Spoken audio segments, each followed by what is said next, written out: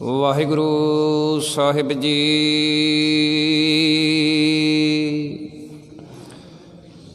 सतगुर नानक प्रगटिया, मिटी धुंध जग चानण होवा। ज्यों कर सूरज निकलिया, तारे छप अंधेर पलोआ। सतगुर नानक प्रगटिया, मिटी धुंध जग चानण होआ। ज्यों कर सूरज निकलिया, तारे छप अंधेर पलोआ। सिंह बुके मिर्गावली, सिंह बुके मिर्गावली। भन्नी जाए ना धीर तरोआ। जिथे बाबा पैर धर, पूजा आसन थापण सोआ। जिथे बाबा पैर धर, पूजा आसन थापण सोआ। सिद्धासन सब जगत दे, नानक आद मते जे कोआ। घर घर अंदर धर्मसाल, होवै कीर्तन सदा विसोआ। बाबे तारे चार चक, नौ खंड पृथ्वी सच्चा ढोआ। बाबे तारे चार चक, नौ खंड पृथ्वी सच्चा ढोआ। गुरमुख कल विच प्रगट होआ, गुरमुख कल विच प्रगट होआ। बाबा फिर मक्के गया, नील वस्त्र धारे बनवारी।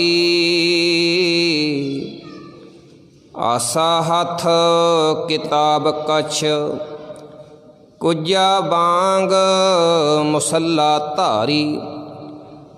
बैठा जाए मसीत विच, बैठा जाए मसीत विच। जिथे हाजी हज गुजारी। जा बाबा सुता रात नूं, वल महराबे पाए पसारी। जीवन मारी लत दे, किहड़ा सुता कुफर कुफारी। लत्तां वल खुदाए दे, क्यों कर होए पिया बजगारी। टंगों पकड़ कसीटिया, टंगों पकड़ कसीटिया।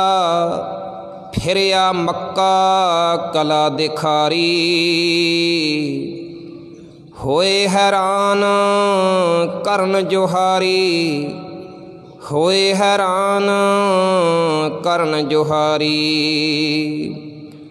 मैं मूरख की केतक बात है, कोट परादी तरियारे। गुर नानक जिन सुनिया पेखिया, से फिर गरपास ना परियारे। ज्ञान ध्यान किश कर्म न जाना, सार न जाना तेरी। सब ते वड्डा सतगुर नानक, जिन कल राखी मेरी। ਸਭ ਤੇ ਵੱਡਾ ਸਤਿਗੁਰ ਨਾਨਕ, ਜਿਨ ਕਲ ਰਾਖੀ ਮੇਰੀ। ਵਾਹਿਗੁਰੂ ਜੀ ਕਾ ਖਾਲਸਾ, ਵਾਹਿਗੁਰੂ ਜੀ ਕੀ ਫਤਿਹ।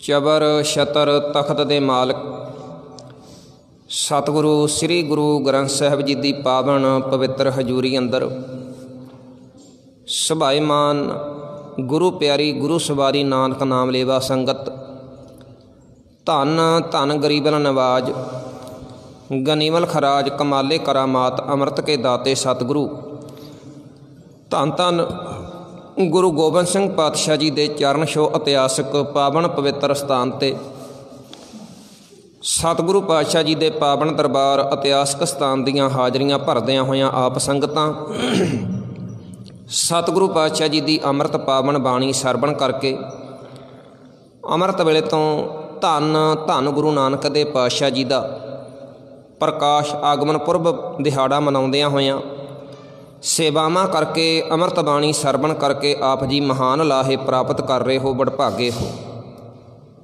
ਧੰਨ ਗੁਰੂ ਨਾਨਕ ਦੇ ਪਾਤਸ਼ਾਹ ਜੀ ਦੇ ਘਰ ਘਰ ਬਾਬਾ ਗਾਵੀਐ, ਬੱਜਣ ਤਾਲ ਮਰਦਾਂਗਰ ਬਾਬਾ। ਗੁਰੂ ਨਾਨਕ ਦੇ ਪਾਤਸ਼ਾਹ ਦੇ ਪ੍ਰਕਾਸ਼ ਆਗਮਨ ਦਿਹਾੜੇ ਪੁਰਬ ਦੀਆਂ ਸਮੁੱਚੀਆਂ ਸੰਗਤਾਂ ਨੂੰ ਲੱਖ ਲੱਖ ਮੁਬਾਰਕਾਂ ਹੋਣ। ਧੰਨ ਗੁਰੂ ਨਾਨਕ ਦੇ ਪਾਤਸ਼ਾਹ ਜੀ ਦੀ ਪਵਿੱਤਰ ਬਾਣੀ, ਉਹਨਾਂ ਦੇ ਆਗਮਨ, ਉਹਨਾਂ ਦੇ ਪ੍ਰਕਾਸ਼, ਉਹਨਾਂ ਦੇ ਕ੍ਰਾਂਤੀਕਾਰੀ ਜੀਵਨ 'ਤੇ ਕੱਲ੍ਹ ਪਰਸੋਂ ਰੋਜ਼ ਤੋਂ ਆਪਾਂ ਵਿਚਾਰਾਂ ਦੀ ਆਪ ਦੇ ਨਾਲ ਸਾਂਝ ਪਾਉਂਦੇ ਆ ਰਹੇ ਹਾਂ। ਧੰਨ ਗੁਰੂ ਨਾਨਕ ਦੇ ਪਾਤਸ਼ਾਹ ਜੀ ਦਾ ਅੱਜ ਪ੍ਰਕਾਸ਼ ਆਗਮਨ ਦਿਹਾੜਾ ਹੈ। ਧੰਨ ਗੁਰੂ ਨਾਨਕ ਦੇ ਪਾਤਸ਼ਾਹ ਜੀ ਦੀ ਪਵਿੱਤਰ ਬਾਣੀ, ਉਹਨਾਂ ਦਾ ਪ੍ਰਕਾਸ਼ ਆਗਮਨ, ਉਹਨਾਂ ਦੇ ਜੀਵਨ ਦਾ ਉਪਦੇਸ਼, ਇਹ ਵਿਚਾਰ ਪ੍ਰਾਰੰਭ ਕਰਨ ਤੋਂ ਪਹਿਲਾਂ ਧੰਨ ਸ਼੍ਰੀ ਗੁਰੂ ਗ੍ਰੰਥ ਸਾਹਿਬ ਜੀ ਦੀ ਪਾਵਨ ਪਵਿੱਤਰ ਹਜ਼ੂਰੀ ਅੰਦਰ ਲਵਾਓ ਹਾਜ਼ਰੀ। ਇੱਕ ਵਾਰੀ ਰਸਨਾ ਕਰੋ ਪਵਿੱਤਰ, ਪਿਆਰ ਸਤਿਕਾਰ ਸਹਿਤ ਆਖੋ ਜੀ ਵਾਹਿਗੁਰੂ ਜੀ ਕਾ ਖਾਲਸਾ, ਵਾਹਿਗੁਰੂ ਜੀ ਕੀ ਫਤਿਹ।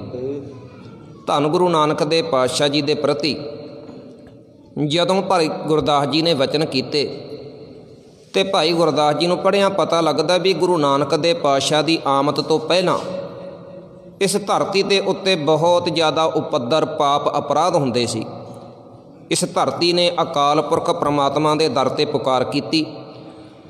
ਭਾਈ ਸਾਹਿਬ ਜੀ ਦੱਸਦੇ ਨੇ ਵੀ ਧਰਤੀ ਨੇ ਅਕਾਲ ਪੁਰਖ ਪ੍ਰਮਾਤਮਾ ਵਾਹਿਗੁਰੂ ਦੇ ਦਰ 'ਤੇ ਪੁਕਾਰ ਕੀਤੀ, ਹੇ ਪ੍ਰਮਾਤਮਾ ਮੇਰੇ 'ਤੇ ਪਾਪੀਆਂ ਦਾ, ਅਪਰਾਧੀਆਂ ਦਾ, ਅਕਿਰਤ ਘਣਾਂ ਦਾ ਬਹੁਤ ਹੀ ਜ਼ਿਆਦਾ ਭਾਰ ਵੱਧ ਚੁੱਕਿਆ ਹੈ ਅਤੇ ਮੈਂ ਡੋਲ ਰਹੀ ਹਾਂ, ਮੈਨੂੰ ਕੋਈ ਵੀ ਸਹਾਰਾ ਨਹੀਂ ਦੇ ਰਿਹਾ।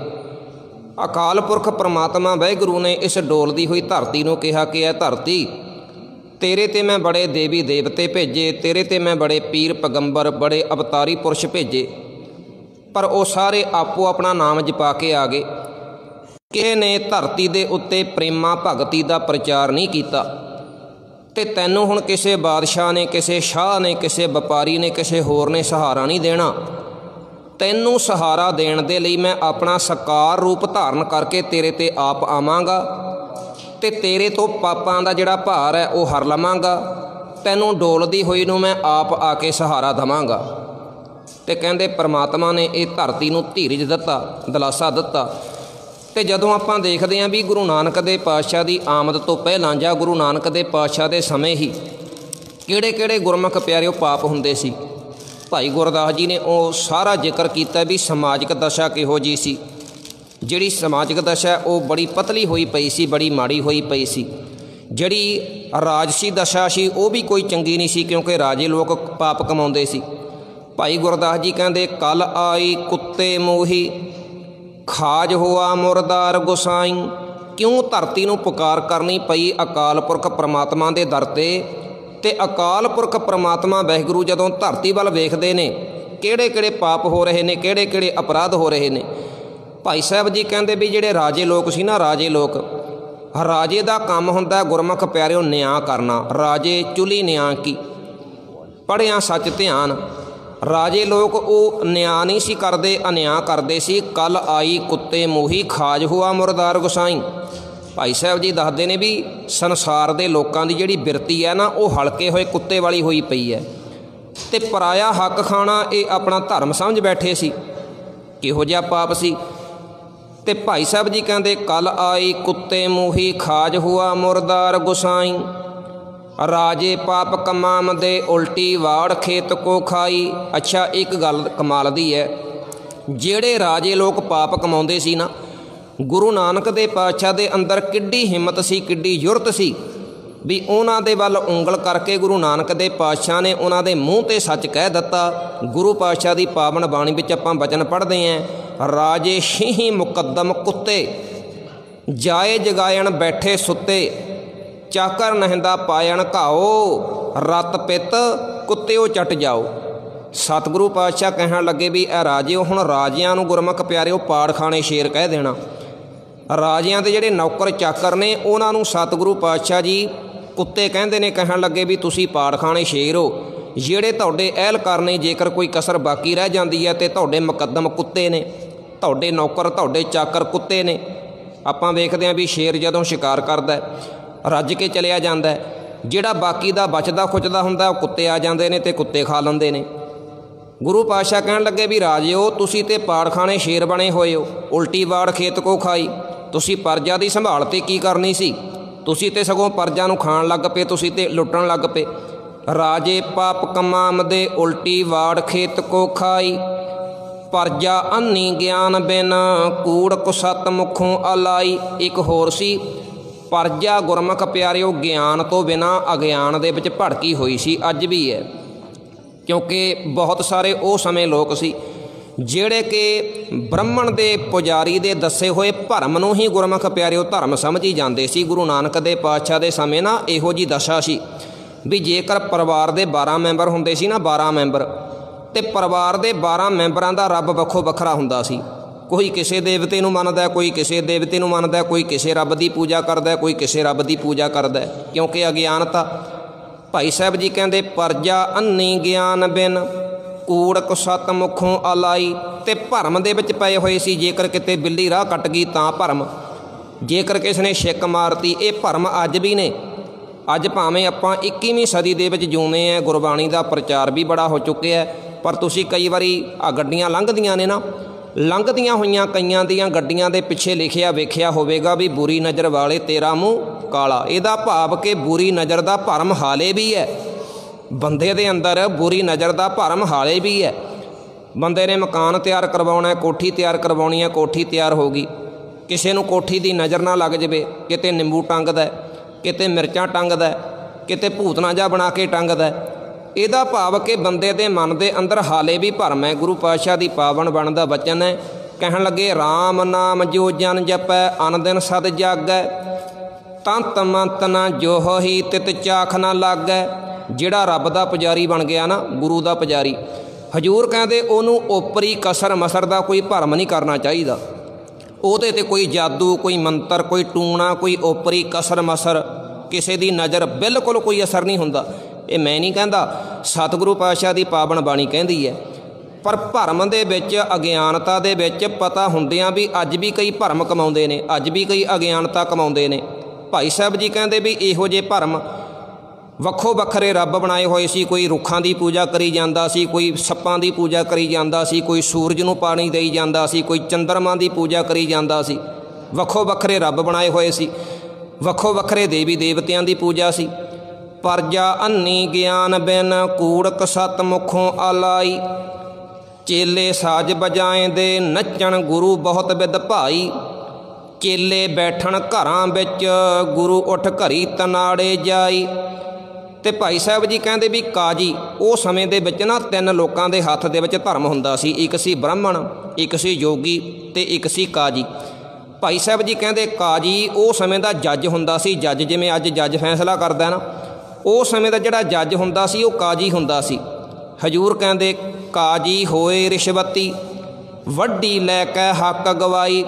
ਹਜੂਰ ਦੀ ਇੱਕ ਰਾਮਕਲੀ ਰਾਗ ਦੇ ਅੰਦਰ ਗੁਰੂ ਪਾਤਸ਼ਾਹ ਦਾ ਬਚਨ ਹੈ, ਕਹਿਣ ਲੱਗੇ ਕਾਜੀ ਹੋਏ ਕੈ ਬਹਿ ਨਿਆਏ, ਤਸਬੀ ਫੇਰੈ ਕਹਿ ਖੁਦਾਏ, ਵੱਡੀ ਲੈ ਕੇ ਹੱਕ ਗਵਾਏ, ਜੇ ਕੋ ਪੁੱਛੈ ਤਾਂ ਪੜ੍ਹ ਸੁਣਾਏ। ਕਹਿੰਦੇ ਕਾਜੀ ਤੇਰੇ ਹੱਥ ਦੇ ਵਿੱਚ ਤਸਬੀ ਪਕੜੀ ਹੋਈ ਹੈ, ਚੋਲਾ ਤੂੰ ਪਾਇਆ ਹੋਇਆ ਤੇ ਤੂੰ ਲੋਕਾਂ ਦੇ ਫੈਸਲੇ ਕਰਦਾ।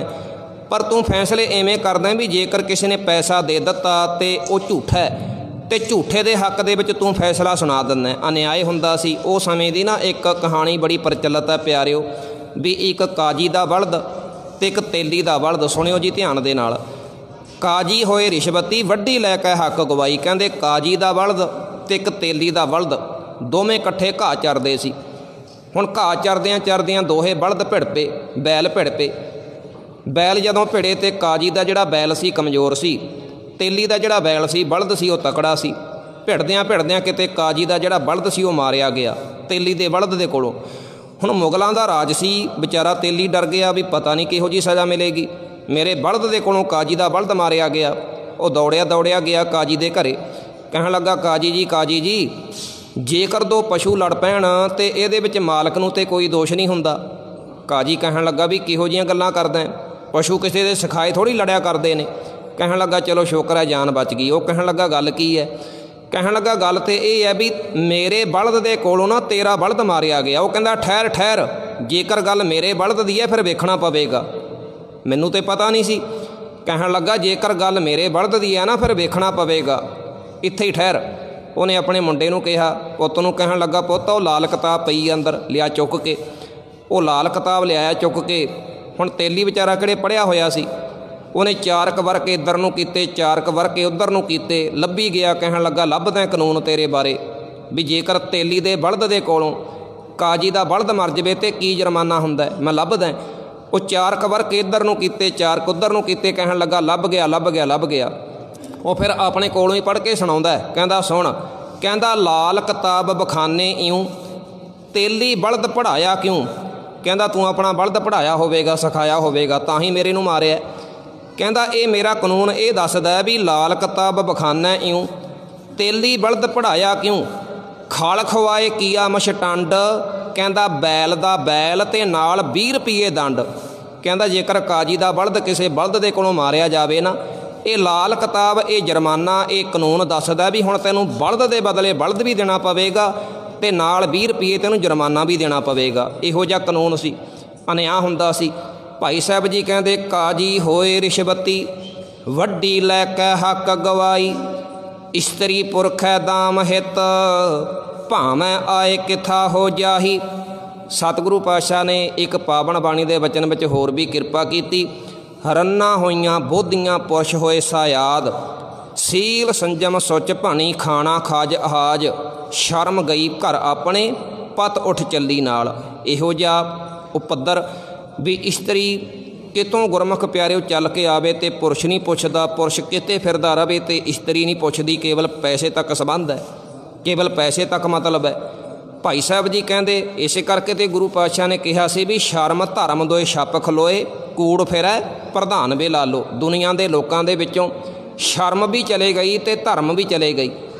रन्ना होइयां बोधियां पुरुष होए सायाद, सील संजम सुच भन्नी खाना खाज अहाज, शर्म गई घर अपने पत उठ चली नाल। जिथे शर्म ना होवे उत्थे इज्जत नहीं हुंदी। इज्जत कहंदी मैं की करना, इज्जत भी अपने घरे चले जाती है। शर्म धर्म दोए छप खलोए, कूड़ फिरै प्रधान वे ला लो, इस्तरी पुरखै दाम हित भावें आए किथा हो जाही। ते भाई साहब जी कहते वरत्या पाप सब सजग माही। जदों गुरु नानक दे पातशाह समेर पर्बत ते गए ना, सिद्धां दे कोल, जोगियां दे कोल, गोरखनाथ वर्गियां दे कोल, उन्होंने भी पुछया सी भी सानू पता लग्या भी मात लोक दे विच बड़ा पाप हो रहा है। सिद्ध पुछण सुन बालिया मात लोक विच क्या वरतारा, सब सिद्धि ए बूझिया कल तार नानक अवतारा। ते गुरु पातशाह ने जवाब की दिता, बाबा आखे नाथ जी सच चंद्रमा कूड़ अंधारा। गुरु पातशाह कहते तुसी ते बैठ गए उपर आके चोटी ते, जिहड़ा सच दा चंद्रमा सी उह ते अलोप हो गया। कल काती राजे कसाई धर्म पंख कर उडरिया, कूड़ अमामस सच चंद्रमा दिसै नाही, कह चढ़िया हों भाल विकन्नी होई, अंधेरे रहा ना कोई। बाबा आखे नाथ जी सच चंद्रमा कूड़ अंधारा, जिहड़ा सच दा चंद्रमा सी अलोप हो गया ते कूड़ दी झूठ दी काली रात छाई पई है, मस्या छाई पई है। बाबा आखे नाथ जी सच चंद्रमा कूड़ अंधारा, पाप गरासी प्रथमी ਧੌਲ ਖੜਾ ਤਰ ਹੇਠ ਪੁਕਾਰਾ। ਕਹਿੰਦੇ ਇਹ ਸਮਝ ਲਓ ਵੀ ਧਰਤੀ ਰੱਬ ਦੇ ਦਰ 'ਤੇ ਪੁਕਾਰਾਂ ਕਰ ਰਹੀ ਹੈ, ਪੁਕਾਰਾਂ ਕਰ ਰਹੀ ਹੈ। ਇਸੇ ਕਰਕੇ ਪੁਕਾਰ ਸੁਣੀ ਨਾ ਪ੍ਰਮਾਤਮਾ ਨੇ, ਸੁਣੀ ਪੁਕਾਰ ਦਤਾਰ ਪ੍ਰਭ ਗੁਰੂ ਨਾਨਕ ਜਗ ਮਾਹੇ ਪਠਾਇਆ। ਇਹ ਪਾਪ ਹੋ ਰਹੇ ਸੀ। ਜਿਹੜੀ ਇਸਤਰੀ ਸੀ ਨਾ, ਇਸਤਰੀ ਜਾਤੀ ਦੀ ਗੁਰਮੁਖ ਪਿਆਰਿਓ ਇੰਨੀ ਤੁਹੀਨ ਕੀਤੀ ਜਾਂਦੀ ਸੀ। ਅਤੇ ਤੁਲਸੀਦਾਸ ਜੀ ਨੇ ਰਮਾਇਣ ਲਿਖੀ ਹੈ ਨਾ, ਤੁਲਸੀਦਾਸ ਵਰਗੇ ਨੇ ਕਹਿ ਦਿੱਤਾ ਸੀ ਇਸਤਰੀ ਦੇ ਬਾਰੇ। ਉਹ ਕਹਿੰਦਾ ਪਸ਼ੂ ਢੋਰ ਸ਼ੂਦਰ ਅਰ ਨਾਰੀ ਜੈ ਚਾਰੋਂ ਤਾੜਨ ਕੇ ਅਧਿਕਾਰੀ। ਤੁਲਸੀਦਾਸ ਰਮਾਇਣ ਲਿਖਣ ਵਾਲਾ, ਰਾਮਚੰਦਰ ਦੀ ਉਪਮਾ ਲਿਖਣ ਵਾਲਾ ਜਿਹੜਾ ਤੁਲਸੀਦਾਸ ਹੈ, ਉਹ ਵੀ ਇਸਤਰੀ ਦੀ ਨਿੰਦਿਆ ਕਰਦਾ। ਵੈਸੇ ਤਾਂ ਮੈਂ ਬੇਨਤੀ ਕਰਾਂ, ਗੁਰੂ ਨਾਨਕ ਦੇ ਪਾਤਸ਼ਾਹ ਤੋਂ ਬਿਨਾਂ ਜਿੰਨੇ ਵੀ ਗੁਰਮੁਖ ਪਿਆਰਿਓ ਰਹਿਬਰ ਹੋਏ ਨੇ, ਕਿਸੇ ਨੇ ਉਸ ਇਸਤਰੀ ਜਾਤੀ ਨੂੰ ਆਪਣੇ ਵੱਲੋਂ ਬਹੁਤੀ ਜ਼ਿਆਦਾ ਮਹਾਨਤਾ ਨਹੀਂ ਦਿੱਤੀ। ਆਪਾਂ ਵੇਖਦੇ ਹਾਂ ਵੀ ਇਸਲਾਮ ਦੇ ਵਿੱਚ ਇਸਤਰੀ ਨੂੰ ਬੁਰਕਾ ਪਾ ਕੇ ਚੱਲਣ ਦੀ ਹਦਾਇਤ ਹੈ ਅਤੇ ਪੁਰਸ਼ ਨੂੰ ਕੋਈ ਹਦਾਇਤ ਨਹੀਂ। ਪੁਰਸ਼ ਜਿੰਨੀਆਂ ਮਰਜ਼ੀ ਸ਼ਾਦੀਆਂ ਕਰ ਸਕਦਾ ਅਤੇ ਇਸਤਰੀ ਵਾਸਤੇ ਕੋਈ ਕਾਨੂੰਨ ਨਹੀਂ। ਅਤੇ ਇਵੇਂ ਆਪਾਂ ਵੇਖਦੇ ਹਾਂ ਵੀ ਯੋਗੀਆਂ ਨੇ, ਉਹਨਾਂ ਤੇ ਗ੍ਰਸਤ ਜੀਵਨ ਨੂੰ ਹੀ ਤਿਆਗ ਦਿੱਤਾ। ਉਹ ਤੇ ਜੇ ਕੋਈ ਮਾਂ ਆਪਣਾ ਪੁੱਤ ਵਿਆਹ ਕੇ ਨੂੰਹ ਘਰੇ ਲੈ ਕੇ ਆਉਂਦੀ ਸੀ ਨਾ, ਅਤੇ ਜੋਗੀ ਕਹਿੰਦਾ ਸੀ, ਜੋਗੀ ਕਹੇ ਤੂੰ ਪੁੱਤ ਵਿਆਹਿਆ ਗਿੱਲੀ ਲੱਕੜੀ ਨੂੰ ਘੁਣ ਲਾਇਆ। ਉਹ ਕਹਿੰਦੇ ਵੀ ਤੂੰ ਤੇ ਆਪਣੇ ਘਰੇ ਆ ਜਿਹੜੀ ਲੈ ਕੇ ਆਈਆਂ ਨਾ ਨੂੰਹ ਵਿਆਹ ਕੇ, ਤੂੰ ਤੇ ਇਹ ਸਮਝ ਲੈ ਵੀ ਗਿੱਲੀ ਲੱਕੜੀ ਨੂੰ ਘੁਣ ਲਾ ਲਿਆ, ਤੂੰ ਤੇ ਗਿੱਲੀ ਲੱਕੜੀ ਨੂੰ ਸਿਉਂਕ ਲਾ ਲਈ। ਬੁੱਧ ਧਰਮ ਕਹਿੰਦਾ ਵੀ ਔਰਤ ਦੇ ਵਿੱਚ ਰੂਹ ਕੋਈ ਨਹੀਂ ਹੁੰਦੀ, ਔਰਤ ਦੇ ਵਿੱਚ ਆਤਮਾ ਕੋਈ ਨਹੀਂ ਹੁੰਦੀ, ਰੂਹ ਕੋਈ ਨਹੀਂ ਹੁੰਦੀ। ਇੱਥੇ ਗੁਰੂ ਨਾਨਕ ਦੇ ਪਾਤਸ਼ਾਹ ਜਿਨ੍ਹਾਂ ਨੇ ਸਤਿਗੁਰੂ ਪਾਤਸ਼ਾਹ ਨੇ ਵਡਿਆਈ ਬਖਸ਼ੀ, ਮਾਣ ਬਖਸ਼ਿਆ, ਸੋ ਕਿਉਂ ਮੰਦਾ ਆਖੀਐ ਜਿਤ ਜੰਮੈ ਰਾਜਾਨ। ਅਤੇ ਸਤਿਗੁਰੂ ਪਾਤਸ਼ਾਹ ਉਹ ਜਿਹੜੇ ਤੁਲਸੀਦਾਸ ਵਰਗੇ ਨੇ, ਉਹ ਕਹਿੰਦੇ ਪਸ਼ੂ ਢੋਰ ਸ਼ੂਦਰ ਅਰ ਨਾਰੀ ਜੈ ਚਾਰੋਂ ਤਾੜਨ ਕੇ ਅਧਿਕਾਰੀ। ਜਿਹੜਾ ਵਿਚਾਰਾ ਸ਼ੂਦਰ ਹੁੰਦਾ ਸੀ, ਸ਼ੂਦਰ ਉਹਦੀ ਹਾਲਤ ਇੰਨੀ ਮਾੜੀ ਸੀ ਵੀ ਜੇਕਰ ਕਿਤੇ ਖੂਹ ਤੋਂ ਕੁੱਤਾ ਪਾਣੀ ਪੀ ਗਿਆ ਤਾਂ ਕੋਈ ਗੱਲ ਨਹੀਂ, ਪਰ ਜੇਕਰ ਕਿਤੇ ਖੂਹ 'ਤੇ ਵੀ ਕਿਸੇ ਵਿਚਾਰੇ ਨੀਵੀਂ ਜਾਤੀ ਵਾਲੇ ਦਾ, ਜਿਹਨੂੰ ਸ਼ੂਦਰ ਕਹਿੰਦੇ ਸੀ ਲੋਕ, ਜੇਕਰ ਉਹਦਾ ਵੀ ਕਿਤੇ ਪਰਛਾਵਾਂ ਪੈ ਗਿਆ ਤਾਂ ਵਿਚਾਰੇ ਨੂੰ ਕੁੱਟ-ਕੁੱਟ ਕੇ ਮਾਰ ਦਿੱਤਾ ਜਾਂਦਾ ਸੀ। ਰਾਤ ਦੇ ਹਨੇਰੇ ਵਿੱਚ ਉਹਨੂੰ ਵਿਚਾਰੇ ਨੂੰ ਗਲ ਦੇ ਵਿੱਚ ਟੱਲ ਪਾ ਕੇ ਤੁਰਨਾ ਪੈਂਦਾ ਸੀ। ਗਲ ਦੇ ਵਿੱਚ ਟੱਲ ਹੁੰਦਾ ਸੀ ਤਾਂ ਕਿ ਪਤਾ ਲੱਗ ਜਾਵੇ ਵੀ ਜਿਹੜਾ ਨੀਵੀਂ ਜਾਤੀ ਦਾ ਰਹਿਣ ਵਾਲਾ ਹੈ ਅਤੇ ਨੀਵੀਂ ਜਾਤੀ ਦਾ ਰਹਿਣ ਵਾਲਾ ਤੁਰਿਆ ਆ ਰਿਹਾ। ਲੋਕ ਡਰਦੇ ਸੀ ਵੀ ਸਾਡੇ ਦੇ ਉੱਤੇ ਕਿਤੇ ਇਹਦਾ ਪਰਛਾਵਾਂ ਨਾ ਪੈ ਜਾਵੇ। ਅਤੇ ਇਹੋ ਜਿਹਾ ਗੁਰਮੁਖ ਪਿਆਰਿਓ ਪਾਪ ਹੋ ਰਿਹਾ ਸੀ, ਇਹੋ ਜਿਹਾ ਉਪੱਦਰ ਹੋ ਰਿਹਾ ਸੀ। ਕਹਿੰਦੇ ਧਰਤੀ 'ਤੇ ਉੱਤੇ ਜਦੋਂ ਪਾਪਾਂ ਦਾ ਭਾਰ ਵੱਧ ਗਿਆ, ਅਪਰਾਧਾਂ ਦਾ, ਅਕਿਰਤ ਘਣਾ ਦਾ ਭਾਰ ਵੱਧ ਗਿਆ, ਅਤੇ ਧਰਤੀ ਨੇ ਅਕਾਲ ਪੁਰਖ ਪਰਮਾਤਮਾ ਦੇ ਦਰ 'ਤੇ ਪੁਕਾਰ ਕੀਤੀ। ਸੋਹਣੀ ਪੁਕਾਰ ਦਤਾਰ ਪ੍ਰਭ ਗੁਰੂ ਨਾਨਕ ਜਗ ਮਾਹੇ ਪਠਾਇਆ। ਅਤੇ ਇੱਕ ਜਦੋਂ ਆਪਾਂ ਗੁਰੂ ਨਾਨਕ ਦੇ ਪਾਤਸ਼ਾਹ ਦੇ ਸੰਬੰਧ ਦੇ ਵਿੱਚ ਭਾਈ ਗੁਰਦਾਸ ਜੀ ਦਾ ਇੱਕ ਬਚਨ ਪੜ੍ਹਦੇ ਹਾਂ ਨਾ, ਸਤਿਗੁਰ ਨਾਨਕ ਪ੍ਰਗਟਿਆ ਮਿਟੀ ਧੁੰਦ ਜਗ ਚਾਨਣ ਹੋਆ। ਦੇਖੋ ਉਹਨਾਂ ਨੇ ਪ੍ਰਗਟਿਆ ਸ਼ਬਦ ਵਰਤਿਆ, ਪ੍ਰਗਟਿਆ, ਜਨਮਿਆ ਸ਼ਬਦ ਕਿਉਂ ਨਹੀਂ ਵਰਤਿਆ? ਪ੍ਰਗਟੇ ਤੋਂ ਭਾਵ ਇਹ ਹੈ ਵੀ ਜਿਹੜਾ ਅਕਾਲ ਪੁਰਖ ਪਰਮਾਤਮਾ ਵਾਹਿਗੁਰੂ ਹੈ, ਗੁਰ ਪਰਮੇਸ਼ਰ ਹੈ, ਉਦੋਂ ਵੀ ਸੀ, ਗੁਰ ਪਰਮੇਸ਼ਰ ਉਦੋਂ ਵੀ ਸੀ, ਬਸ ਉਹਨੇ ਆਪਣਾ ਸਾਕਾਰ ਰੂਪ ਧਾਰਨ ਕਰਨਾ ਸੀ। ਅਤੇ ਹੁਣ ਤੁਸੀਂ ਦੇਖੋ ਵੀ ਜਦੋਂ ਗੁਰੂ ਕਲਗੀਧਰ ਪਾਤਸ਼ਾਹ ਦੇ ਬਾਬਤ ਆਪਾਂ ਬਚਨ ਪੜ੍ਹਦੇ ਹਾਂ, ਉਦੋਂ ਵੀ ਪ੍ਰਗਟਿਓ ਸ਼ਬਦ ਹੀ ਪੜ੍ਹਦੇ ਹਾਂ। ਵਹਿ ਪ੍ਰਗਟਿਓ ਮਰਦ ਅਗੰਮੜਾ ਵਰਿਆਮ ਅਕੇਲਾ। ਜਦੋਂ ਖਾਲਸਾ ਪੰਥ ਦੇ ਪ੍ਰਤੀ ਆਪਾਂ ਬਚਨ ਪੜ੍ਹਦੇ ਹਾਂ ਅਤੇ ਉਦੋਂ ਵੀ ਪ੍ਰਗਟਿਓ ਸ਼ਬਦ, ਪ੍ਰਗਟਿਓ ਖਾਲਸਾ ਪਰਮਾਤਮ ਕੀ ਮੌਜ। ਅਤੇ ਹੋਰ ਵੇਖੋ, ਸ੍ਰੀ ਗੁਰੂ ਗ੍ਰੰਥ ਸਾਹਿਬ ਜੀ ਨੂੰ ਗੁਰਤਾ ਗੱਦੀ ਦਿੱਤੀ, ਅਤੇ ਗੁਰਤਾ ਗੱਦੀ ਤੋਂ ਬਾਅਦ ਅਤੇ ਅੱਜ ਵੀ ਆਪਾਂ ਬਚਨ ਪੜ੍ਹਦੇ ਹਾਂ ਵੀ ਸਭ ਸਿੱਖਣ ਕੋ ਹੁਕਮ ਹੈ ਗੁਰੂ ਮਾਨਿਓ ਗ੍ਰੰਥ। ਗੁਰੂ ਗ੍ਰੰਥ ਜੀ ਮਾਨਿਓ। ਅਤੇ ਅਗਲਾ ਬਚਨ ਕਿਹੜਾ ਹੈ? ਪ੍ਰਗਟ। ਪ੍ਰਗਟ ਗੁਰਾਂ ਕੀ ਦੇ। ਪ੍ਰਗਟ ਦਾ ਭਾਵ ਹੈ ਵੀ ਉਹ ਸਤਿਗੁਰ ਨਾਨਕ ਪ੍ਰਗਟਿਆ। ਇਹ ਨਹੀਂ ਵੀ ਗੁਰ ਪਰਮੇਸ਼ਰ ਪਹਿਲਾਂ ਨਹੀਂ ਸੀ, ਗੁਰ ਪਰਮੇਸ਼ਰ ਤੇ ਪਹਿਲਾਂ ਵੀ ਸੀ। ਉਹ ਤੇ ਆਦਿ ਸੱਚ, ਜੁਗਾਦ ਸੱਚ, ਉਹ ਤੇ ਹੈ ਭੀ ਸੱਚ, ਨਾਨਕ ਹੋਸੀ ਭੀ ਸੱਚ, ਉਹ ਤੇ ਪਹਿਲਾਂ ਵੀ ਸੀ। ਬਸ ਉਹਨੇ ਇੱਕ ਆਪਣਾ ਸਾਕਾਰ ਰੂਪ ਗੁਰਮੁਖ ਪਿਆਰਿਓ ਧਾਰਨ ਕਰਨਾ ਸੀ। ਅਤੇ ਜਿੱਥੇ ਧੰਨ ਗੁਰੂ ਨਾਨਕ ਦੇ ਪਾਤਸ਼ਾਹ ਦੀ ਆਮਦ ਹੋਣੀ ਹੈ ਨਾ, ਰਾਏ ਭੋਏ ਤਲਵੰਡੀ ਨਗਰ, ਇਹ ਕਹਿੰਦੇ ਵੀ ਇਲਾਕਾ ਬੜਾ ਗੁਰਮੁਖ ਪਿਆਰਿਓ ਕਮਾਲ ਦਾ, ਬੜਾ ਜਰਖੇਜ ਇਲਾਕਾ ਸੀ। ਇੱਕ ਪਾਸੇ ਰਾਵੀ ਦਰਿਆ ਵਗਦਾ, ਦੂਜੇ ਪਾਸੇ ਝਨਾਬ ਦਰਿਆ ਵਗਦਾ।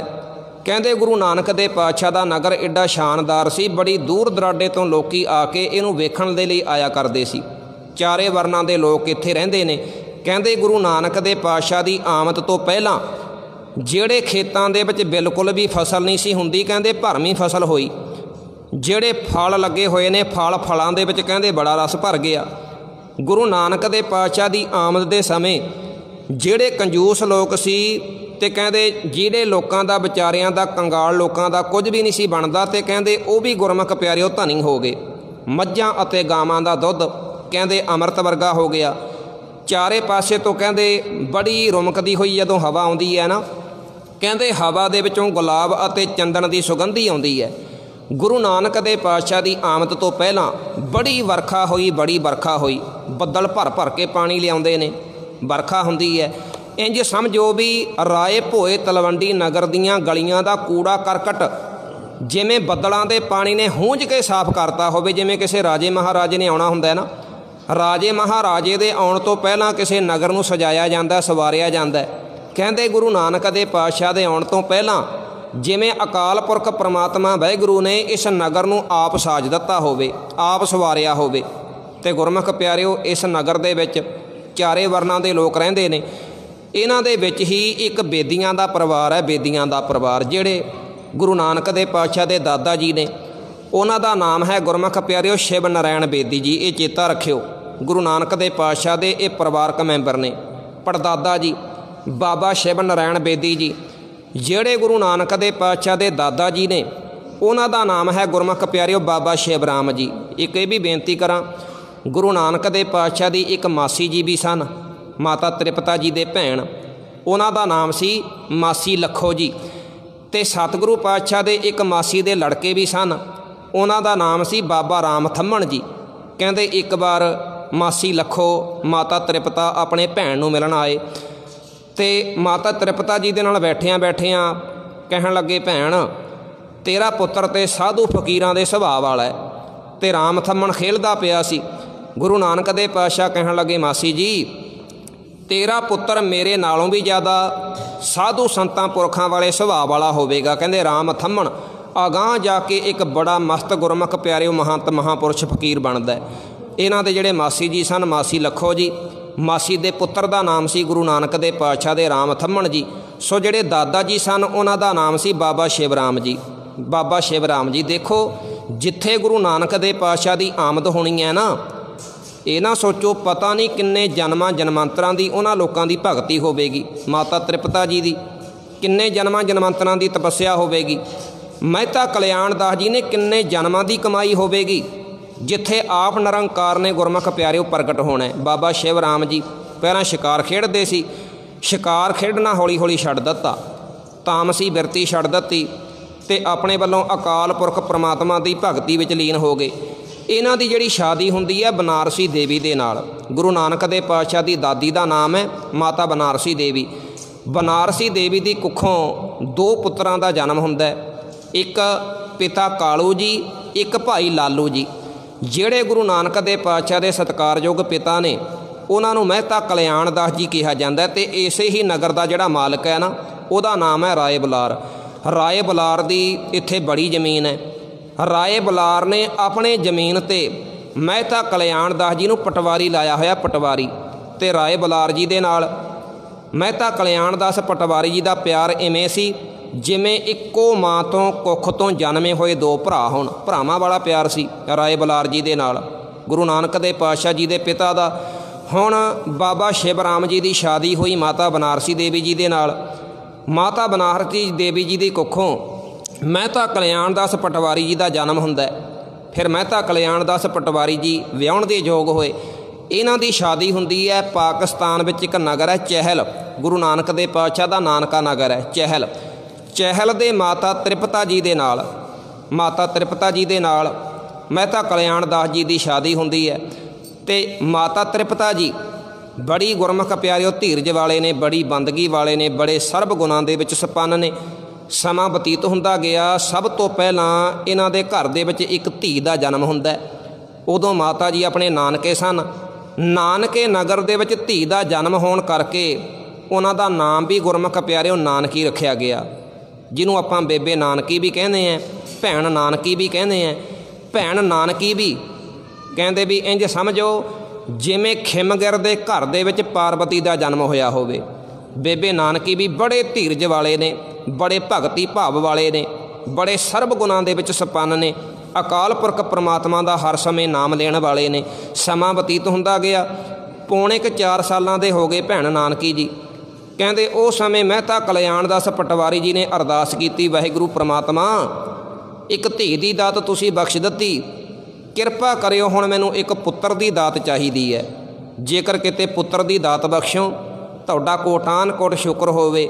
ਇਹਨਾਂ ਦਿਨਾਂ ਦੇ ਵਿੱਚ ਮਹਿਤਾ ਕਲਿਆਣ ਦਾਸ ਪਟਵਾਰੀ ਜੀ ਦੇ ਘਰ ਦੇ ਵਿੱਚ ਇੱਕ ਔਰਤ ਫੇਰਾ ਪਾਉਂਦੀ ਹੈ, ਉਹਦਾ ਨਾਮ ਹੈ ਦੌਲਤਾਂ ਦਾਈ। ਦੌਲਤਾਂ ਦਾਈ ਦੇ ਬਾਰੇ ਕੁਝ ਦਾ ਇਹ ਕਹਿਣਾ ਵੀ ਇਹ ਭਾਈ ਮਰਦਾਨਾ ਜੀ ਦੀ ਅਸਲ ਵਿੱਚ ਭਰਜਾਈ ਹੀ ਲੱਗਦੀ ਸੀ, ਰਿਸ਼ਤੇ ਵਿੱਚੋਂ ਭਾਈ ਮਰਦਾਨਾ ਜੀ ਦੇ ਹੀ ਪਰਿਵਾਰ ਦੇ ਵਿੱਚੋਂ ਸੀ ਰੋਹ ਵਿਚਾਰ।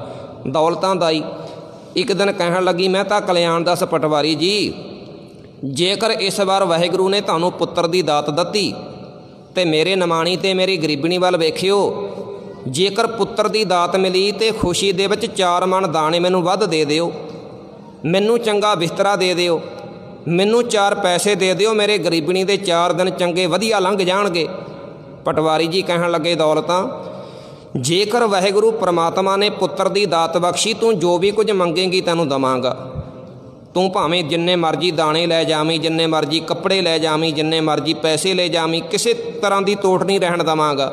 ਤੇ ਆਖਰ ਕਹਿਣ ਲੱਗੇ ਵੀ ਉਹ ਇੱਕ ਭਾਗਾਂ ਵਾਲਾ ਗੁਰਮੁਖ ਪਿਆਰਿਓ ਸਮਾਂ ਆ ਗਿਆ ਜਦੋਂ ਸੰਨ 1469 ਕੱਤਕ ਦੀ ਪੂਰਨਮਾਸ਼ੀ ਤੇ ਕਈਆਂ ਨੇ ਕੱਤਕ ਕੇ ਵਿਸਾਖ, ਚਲੋ ਆਪਾਂ ਉਹ ਉਧਰ ਵੱਲ ਨਹੀਂ ਪੈਣਾ ਕਿਉਂਕਿ ਕਈਆਂ ਨੇ ਗੁਰੂ ਨਾਨਕ ਦੇ ਪਾਤਸ਼ਾਹ ਦਾ ਪ੍ਰਕਾਸ਼ ਗੁਰਮੁਖ ਪਿਆਰਿਓ ਵਿਸਾਖ ਦੇ ਵਿੱਚ ਮੰਨਿਆ, ਪਰ ਬਹੁਤਾਤ ਨੇ ਕੱਤਕ ਦੇ ਵਿੱਚ।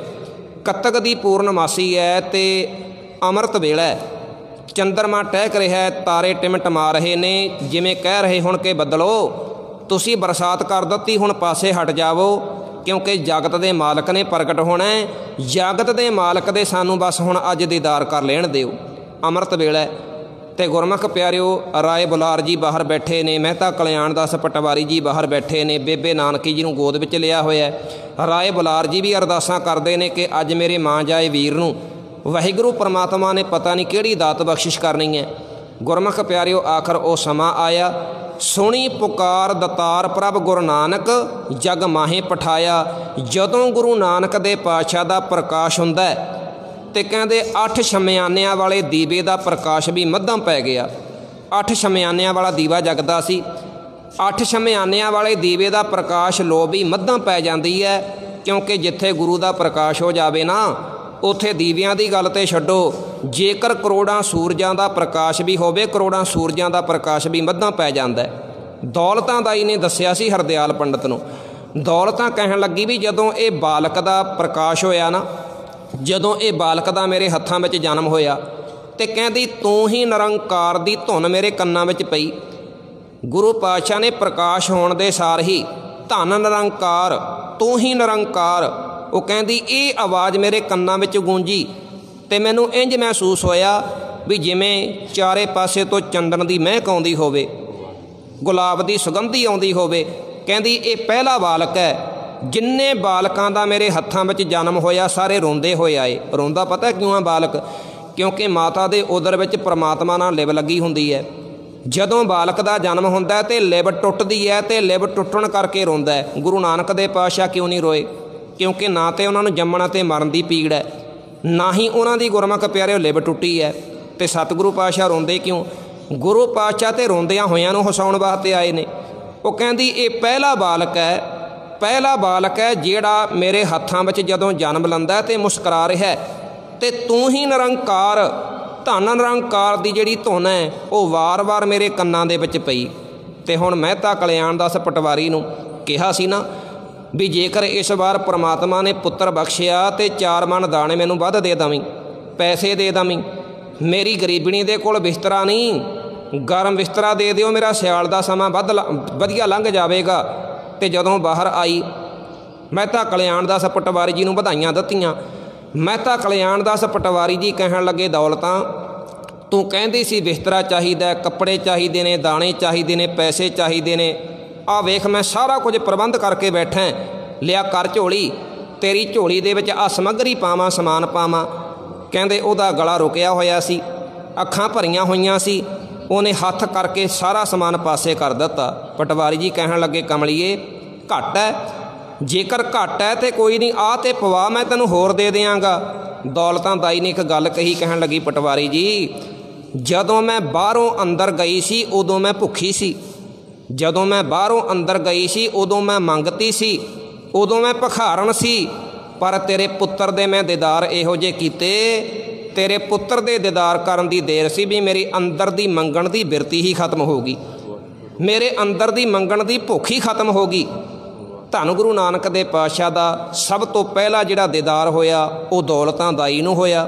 किड्डी वड्डे भागां वाली वो औरत है, जन्म देण वाली मां नूं गुरु नानक दे पातशाह दा गुरमुख प्यारिओ चेहरा बाद विच विखाई दिता होवेगा, पर दौलतां दाई एक इहो जी वडभागण औरत है जिहने सब तो पहला गुरु नानक दे पातशाह दा दीदार कीता।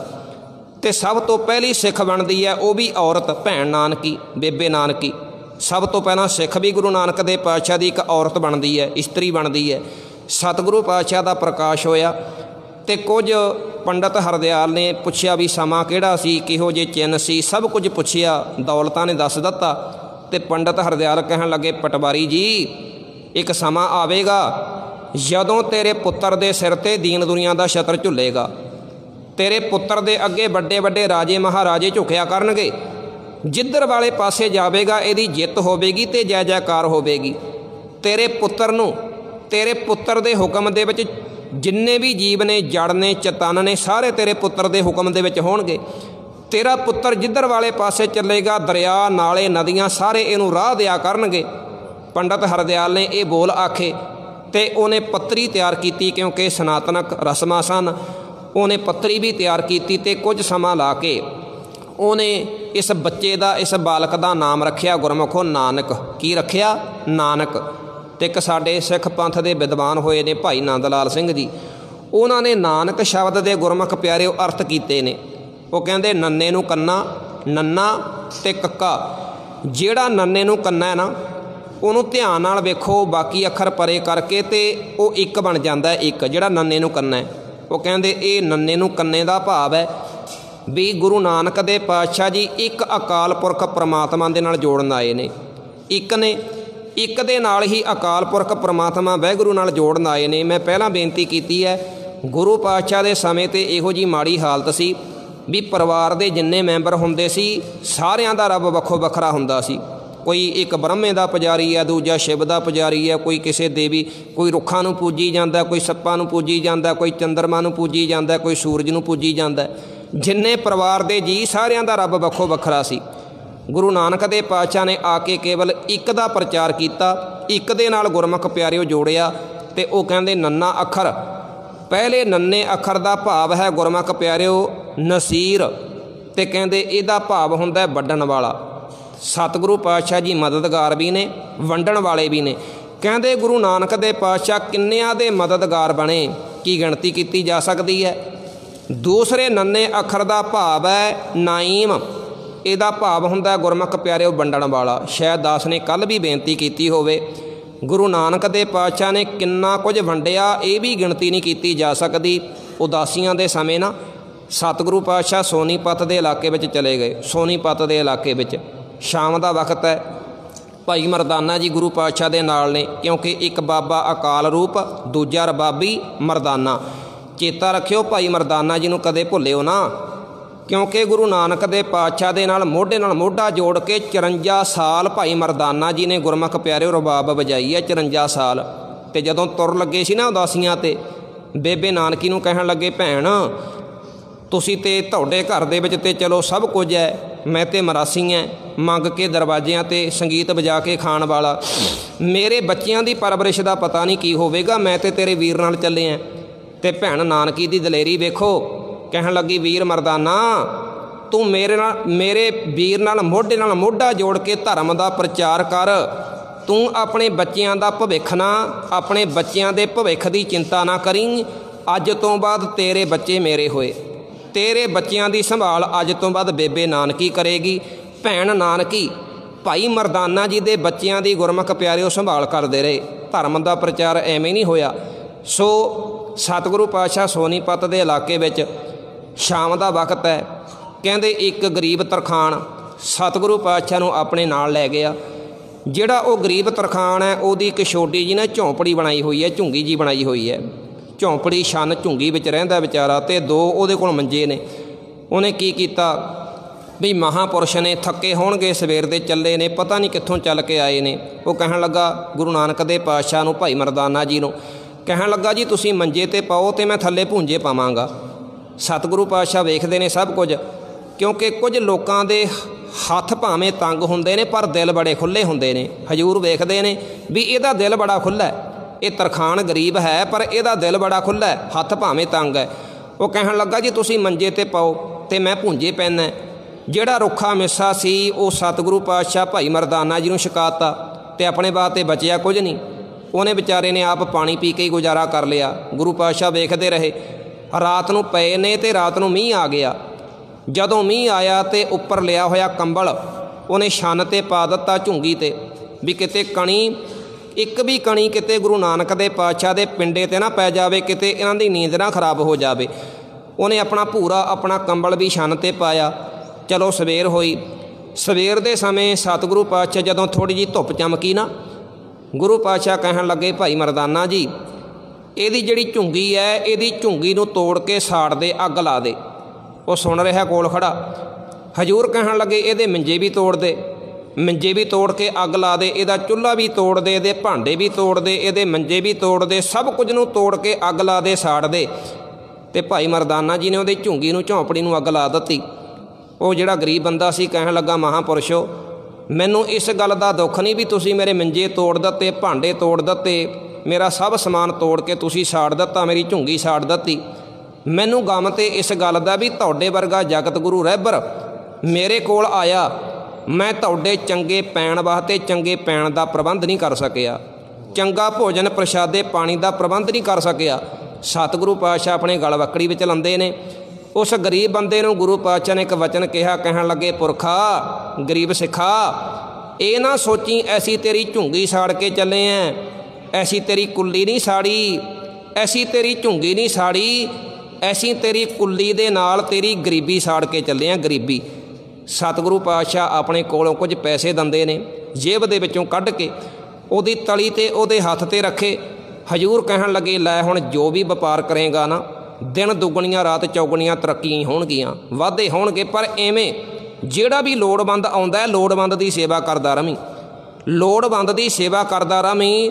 ਅਤੇ ਪਤਾ ਨਹੀਂ ਮਾਇਆ ਅਕਾਲ ਪੁਰਖ ਪ੍ਰਮਾਤਮਾ ਵਾਹਿਗੁਰੂ ਦੇ ਵੱਲੋਂ ਕੰਮ ਕਾਜ ਦੇ ਵਿੱਚ ਬੜਾ ਵਾਧਾ ਹੋਵੇਗਾ। ਕਹਿੰਦੇ ਵੇਖੋ ਸਤਿਗੁਰੂ ਪਾਤਸ਼ਾਹ ਕਹਿੰਦੇ ਵੀ ਇਹ ਨਾ ਸੋਚੀ ਵੀ ਤੇਰੀ ਝੁੰਗੀ ਸਾੜੀ ਹੈ, ਕੁੱਲੀ ਸਾੜੀ ਹੈ, ਤੇਰੀ ਕੁੱਲੀ ਨਹੀਂ ਸਾੜੀ, ਅਸੀਂ ਤੇਰੀ ਗਰੀਬੀ ਸਾੜ ਕੇ ਚੱਲੇ ਹਾਂ।